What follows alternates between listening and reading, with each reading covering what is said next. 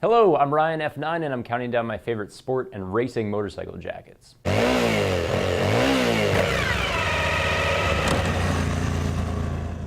This is the Icon Hypersport Prime. It costs $480, which makes it the pinnacle of Icon's iconic collection. We have a full suite of D3O armor, TPU hardware on the shoulders and the elbows, tech mesh ventilation panels, and somewhere between 1.2 and 1.4 millimeters of a very respectable cowl. But if you want a premium sport jacket, forget about Icon. That's not their shtick, never has been. What Icon does best is inexpensive stunter-style jackets, which brings us to the Overlord. A $190 price tag makes this the littlest little brother of the Hypersport Prime, but in my opinion, it's barely a lesser jacket. Of course, you're sacrificing the cowhide, but the Hypersport didn't have enough of it to begin with. You're also sacrificing the TPU shoulders and the elbows, but unless you're taking the Overlord to the track, then external hard parts are kind of needlessly uncomfortable. In every other way, the Overlord mimics the Hypersport Prime. We get the same attack fit, we have the same featureless cuff with these thumb loops to hold it in place. We have tech mesh in the same areas. We have the same drop back here for getting into a tuck position without indecent exposure. And then on the inside, it's going to be deja vu all over again. We get the same thermal vest, we have the same D3O in the back, in the shoulders, and on the elbows. We have the same cargo pockets in here. We have the same internal pockets with a headphone loop there for devices, and then we have the same confusing little lower pockets on the bottom here as well. The only real concessions are that the Overlord has 2 less pockets on the inside and doesn't have a zipper connection for pants or anything, and there's a real lack of adjustability around the waist. It doesn't have any external pockets, but alas, the Hypersport didn't either. So, we have an entry-level sport jacket that shares most of its DNA with Icon's top-of-the-line model. To me, the major benefit of that is D3O. This stuff is viscoelastic, meaning that it's going to be soft and comfortable on the body, but it's going to become rigid in a crash. I personally choose to ride in D3O, and this stuff does not come cheap, so getting a full suite from the $190 Overlord is kind of a big deal. In terms of fit, I have a 39-inch chest, which would put me in a medium, but I have a 33-inch sleeve, which would put me in a large. I went with the medium because Icon uses an American cut. It's a little bit more generous when it comes to sizing, and I think it fits perfect. The Overlord is a great street-oriented sport jacket, but if I want something for the track or really aggressive canyon carving, I'm going to save my pennies and go Italian. This is the GP Pro from Alpinestars, and it's my first choice for a super sport jacket. And see, the Italians and Europeans in general use a slightly slimmer fit that's going to be specially tailored to your chest measurement, so it's very specific. And for a track day, that's really perfect because I really want a slim fit from my leathers.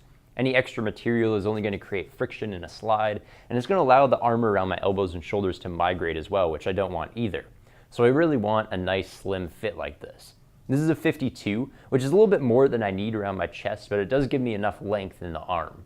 Protection is the main focus of this guy. We have 1.3 millimeter leather absolutely everywhere, except for this small stretch fabric in the low risk area under the arm. So I could happily slide for ages in the GP Pro. The armoring is also solid in my opinion. Foam lined TPU plastic on the pointy bits with some softer armor spread around the chest and back, which I think is PE foam. The back protector is a totally garbage foamy, but that's alright because Alpinestars designed this jacket to be used with their Bionic race protector, which snaps in here.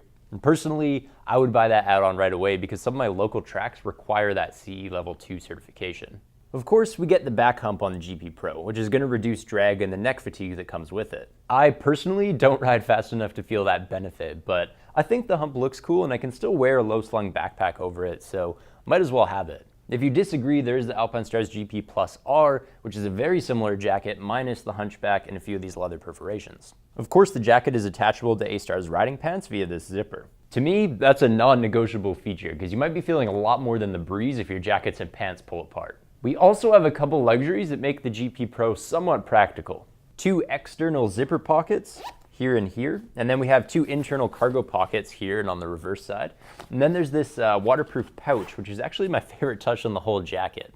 Nobody rides without a smartphone nowadays, so might as well have a safe place to keep it. Now, the Alpinestars GP Pro is the best aggressive sport jacket for my money, but a lot of people make that wise choice, and I don't want to be lost in a pack of 15 A-Stars on my next track day. To stand out, I'm tempted by Dainesi's Veloster. I mean, just look at the detailing here, the reflective paneling, the shiny anthracite. We have their name stitched in double leather onto the forearm, and then their logo stitched right into the back.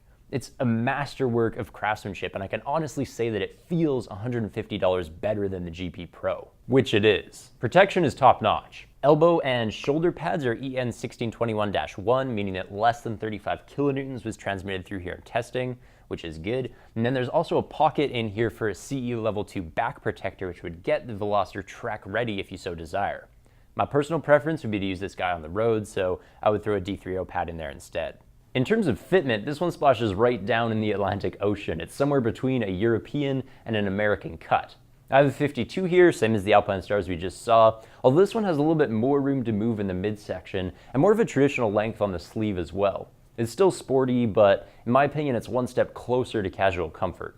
I chose this jacket because it looks phenomenal. I was surprised to find out how practical it is too. There is no such thing as a four-season jacket in Canada, but the Veloster is a hard 3. It does have a full thermal liner in here, and there's actually enough room that I could layer a microfleece in there as well. And then I could zip out the liner on a hot day and open up these side vents as well.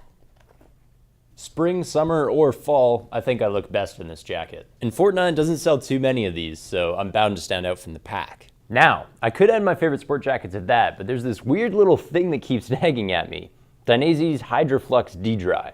Normally there are mesh jackets and then there are waterproof jackets, but this is both. If you look at it, the whole thing is pretty holy. Other than some denser textile on the high impact areas and this reflective piping, it's basically entirely mesh. But then if we dive inside, it does have this removable waterproof and windproof lining, which is weird. With the waterproof undershirt folded up in my pocket, the Hydroflux is probably the best mesh sport jacket that I know of. Feather light, super comfortable. It feels like you're not wearing a jacket at all. And then when I put the waterproof liner back in, it actually keeps me dry. But there's a rather annoying problem. The waterproof liner is below the mesh, so rain is still gonna soak into the outer part of this jacket, and it is really cold to have the water that close to your skin. I'd say summer use only on this guy, and even then, it's still not ideal in the rain. My other beef is the two outer pockets. They're above the waterproof liner, so whatever you put in here is gonna get soaked through faster than I can say tut tut looks like rain. On a positive note, the padding is mostly adequate. Foam-lined plastic on the elbows and shoulders is great, but there's also an empty pocket at the back where Dainese's Wave back protector would be needed to complete the set. As a waterproof jacket, I'm not quite sold on the Hydroflux, but it's a perfect mesh jacket for sport riders, and if you can find a use for the waterproof undershirt, power to you. And that's it for my favorite sport and racing motorcycle jackets. Product links are right down there, and below that, you can hit me up with any comments or questions. Thank you guys very much for watching.